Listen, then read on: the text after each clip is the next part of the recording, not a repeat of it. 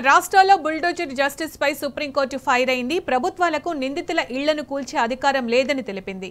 అధికారులు కోర్టుల పాత్రలను పోషించొద్దని పేర్కొంది. నేరస్తుల ఇళ్లు కూల్చేయడం అంటే వారి హక్కులను కాలరాయడమేనని స్పష్టం చేసింది ధర్మాసనం. నిందితులు దోషులుగా తేలినా చట్ట ప్రకారమే శిక్షలు ఉండాలని తేల్చి చెప్పింది. ఇందుకు దేశవ్యాప్తంగా మార్గదర్శకాలు రిలీజ్ చేసింది.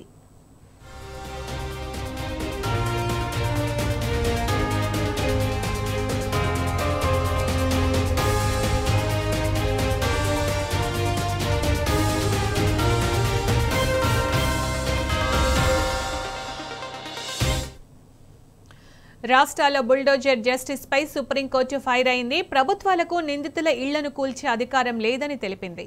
అధికారులు కోర్టుల పాత్రలను పోషించొద్దని పేర్కొంది. నేరస్తుల ఇళ్లు కూల్చేయడం అంటే వారి హక్కులను కాలరాయడమేనని స్పష్టం చేసింది ధర్మాసనం.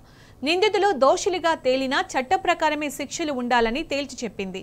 ఇందుకు దేశవ్యాప్తంగా మార్గదర్శకాలు రిలీజ్ చేసింది.